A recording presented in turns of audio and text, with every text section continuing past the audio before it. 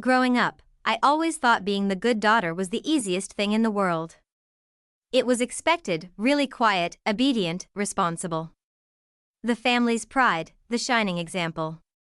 I worked hard in school, got scholarships, and landed a job abroad, all while quietly watching my brother, Max, enjoy the freedom to make mistakes without consequences. When I sent my first paycheck home, it felt like a triumph, a way to repay everything they'd done for me. I didn't ask questions about where the money went, because family was family, and it was my duty. So for 10 years, month after month, I wired a portion of my salary to my parents' account. The amount grew over time, but the gratitude never did. At family gatherings, I was the reliable one, the rock. Max was the carefree son who needed support. I never minded. I told myself it was love that made me give so freely, that this was what family meant, sacrificing for one another. But deep down, a small voice whispered that I was the only one carrying the weight. It started subtly at first, little remarks during phone calls. "Patricia, the house is getting old," my mother would say casually. "The neighbors have built something new and fancy. We should too." Max chimed in once, "You know, we raised you right.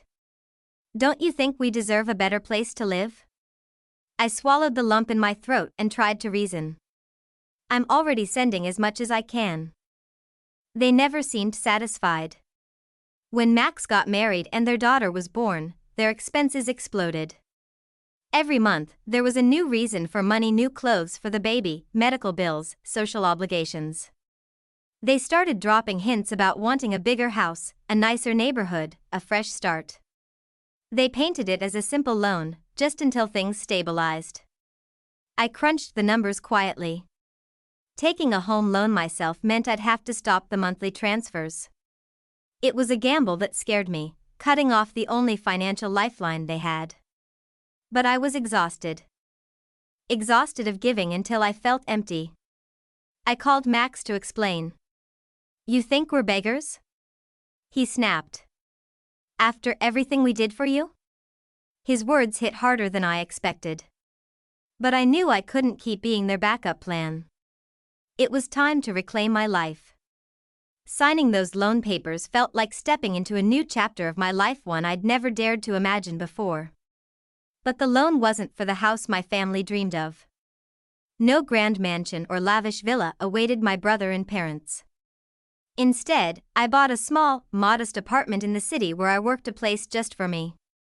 It wasn't glamorous, but it was mine. No one could dictate how I lived or drain my bank account when they felt like it. For the first time, I felt like I was building something for myself, not for others' expectations. I didn't tell them. I wanted to avoid the arguments, the guilt trips, the endless demands. When the money stopped flowing into their accounts, the phone calls began, fierce and furious. "Where is the money, Patricia? You promised," my mother's voice cracked with desperation.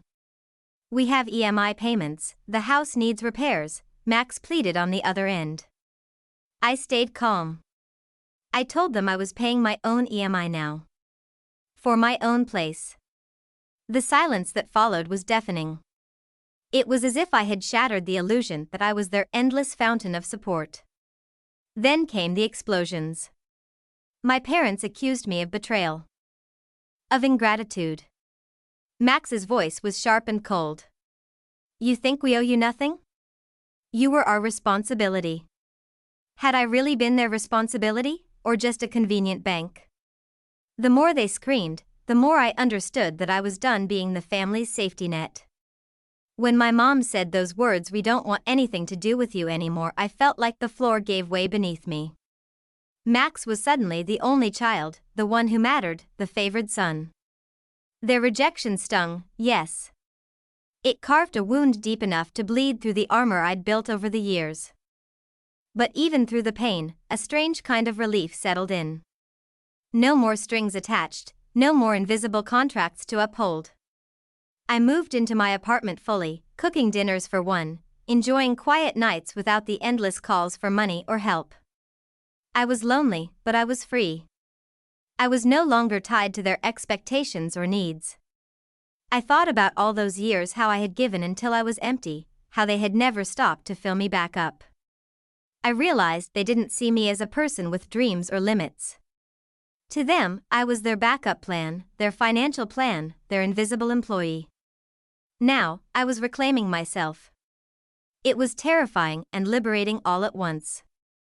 Sometimes, when the silence in my apartment grew too loud, I reached for a notebook and poured out words I would never dare speak aloud or send. Letters to my family, letters to myself, letters to the versions of them I wished I could understand. Dear Mom, remember when you told me I owed you everything? I believed it for years. I thought every sacrifice was mine to repay. But have you ever thought about what you owe me? The bitterness in those words surprised me, but so did the honesty. For so long, I had swallowed my pain to keep the family together, to keep their peace intact. Now, I was learning that peace without love was just silence, and silence could be deafening. Dear Max, you lived your life like a safety net was always there. Well, I was that net. But I am not a trampoline to bounce back from your mistakes. I stepped away, and now it's your turn to stand on your own. These letters weren't meant to confront or accuse.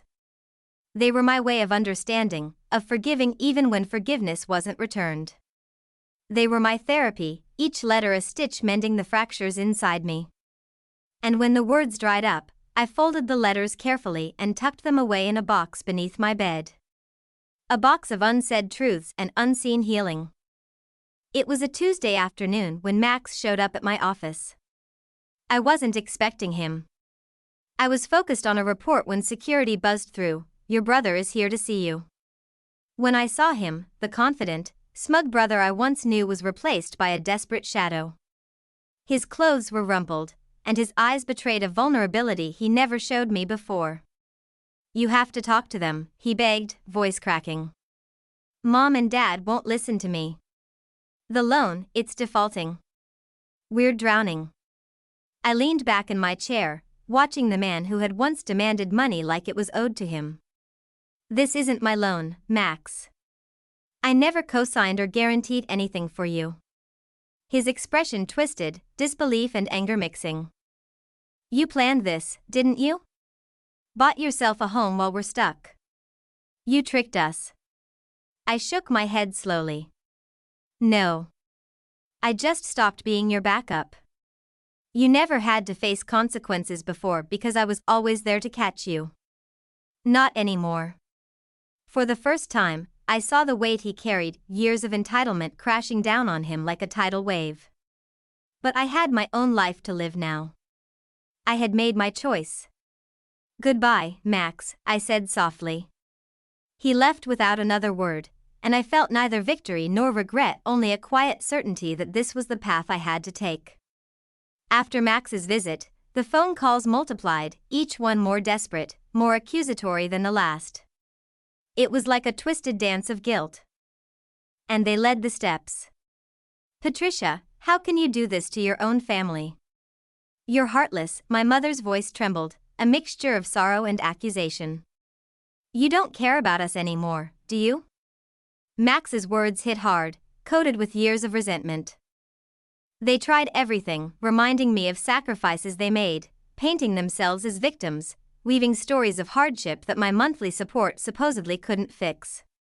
But here's the truth no one wanted to admit: I was tired. Tired of being the family's ATM, the emotional punching bag, the silent martyr. I wanted to scream back that love wasn't about money, that respect wasn't about endless giving, that I was a person with limits. Instead, I chose silence. I refused to engage in their guilt trips, refusing to let their emotional manipulation dictate my worth or my choices. The breaking point came quietly, not with a bang but a slow, shattering realization. One evening, after a particularly draining call where Max accused me of abandoning them in their time of need, I sat alone in my modest apartment. The walls around me felt like they were closing in, suffocating under the weight of expectations and demands. I looked around at my own space, the small kitchen, the single chair, the window looking out onto a city that didn't know my name, and I made a decision. I was done being their backup. I drafted an email to my family. No apologies, no excuses, just the truth laid bare. I have given all I can. I will no longer send money that is taken for granted.